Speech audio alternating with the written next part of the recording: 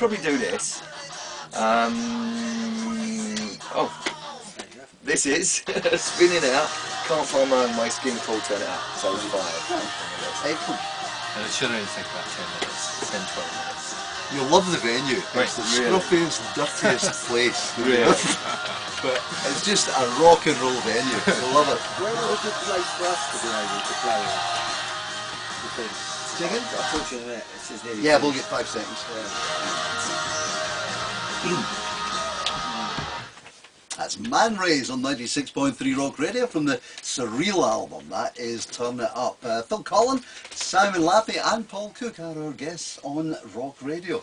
Gentlemen, you're going to be doing this acoustic set just for Rock Radio listeners, around about 6:30 tonight. Looking forward to that? Is that something that you do much? No, actually, this is kind of... We've done a couple of little acoustic things. This was sprung on us, actually. Well, sprung on me because I didn't read the email, really. This is what it was. But, no, I mean, we're always up for stuff like this. This is great. But it's our first real opportunity to do an whole acoustic set. You know, we've done a couple of things on the radio, but we're squash into a little room like we're in right now. But this will be the first time we've actually done an acoustic set. So, yeah, it'd be cool.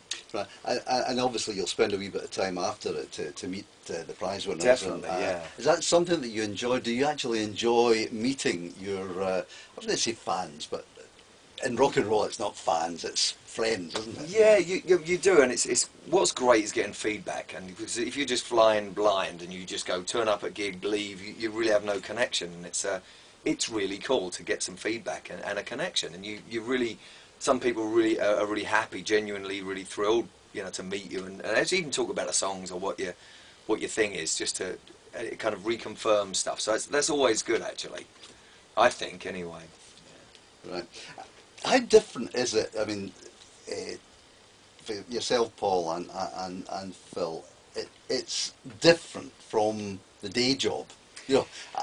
How different is it? Is it something that makes you energised, the fact that you're doing something different? I don't know about that. Well, there is definitely that, but there's definitely the odd bit of, where's my limo? There's been a few of them a couple of times. You go, well, not literally that, but you go, wow, geez, you're starting from, even when we done Download, I mean, there was like, we were trying to get in a van to the dressing room, and although I was headlining the night after, when Man Rays played, it's like, well, you got to wait for this because we've got this other band, and I said, but the van's here, why can't you just take us over there?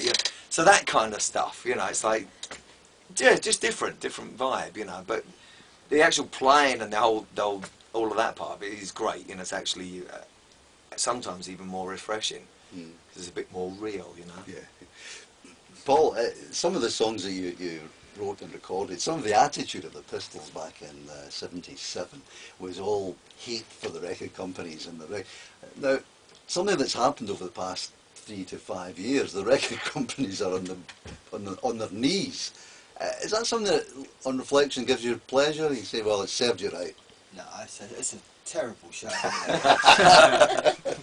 No, well, it was kind of heading that way, really, because of all the overindulgence throughout this. Limousines and things. Absolutely, just record companies and this, overcharging people for CDs and stuff like that for years and years, and and stuff like that. So it's kind of heading that way, really. But yeah, they'll work it out. They always do. They said the same when cassettes come along. They said the same when CDs come along. And now it's the internet.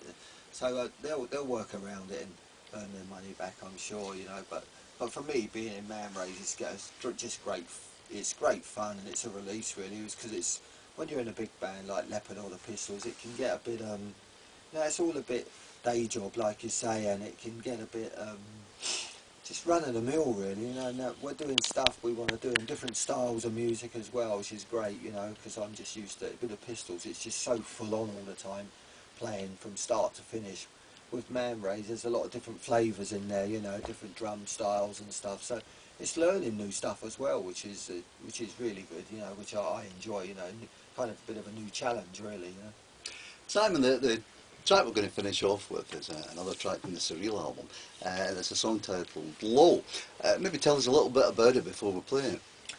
Well, it's It speaks about the emotions of relationships, but It's a love song. yeah, it is a bit. But we always like to try and write in metaphors, and we don't want to be too explicit about what we're trying to say. We like the listener to interpret it in their own way. But yeah, there's lots of different emotional styles on the album, as Paul says, and you know, this is one of our favourites, definitely. In the good old days, was it yourself and Phil that did all the writing, or was No, Phil not Lewis at all. involved? Oh, you didn't? Yeah, it was very much Phil and Jerry. Phil Lewis and Jerry kind of started Girl, and we joined that. And Phil and I hadn't actually worked together musically, That's really. right. No, that's Yeah. the weird thing about the whole. We actually, although we remained friends and everything, we actually never used to write in Girl. And the really interesting thing was that the kind of styles, you know, there's like dub reggae stuff, which which come from the Trojan thing, ended up like on some of the Police stuff, and just even some of the jazzier stuff and like punk stuff.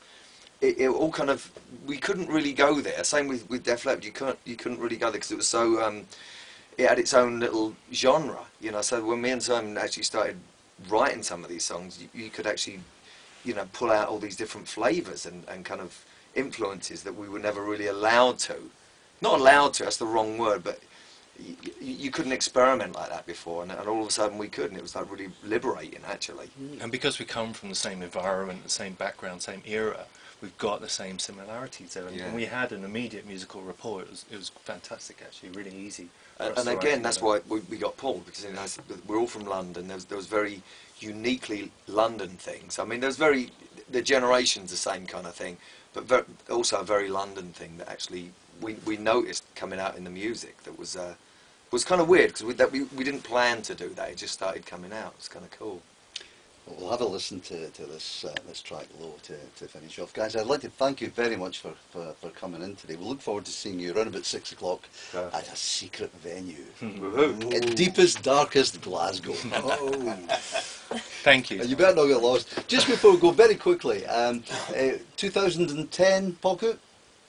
Well, hopefully we're going to got no pistol stuff coming up. Hopefully, so we're going to crack on with Man Rays. You know, we've waited a bit of time, been biding our time until we've got some free time together. Actually, so it looks like hopefully next year we'll be able to be doing a lot more stuff on the Man Rays front.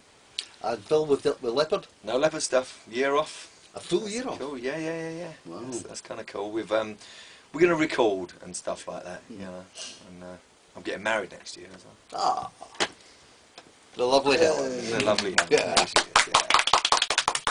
The lovely Helen is in the corner. We will be taking a photograph of her and putting it on our website. All the W's, rockradio.co.uk.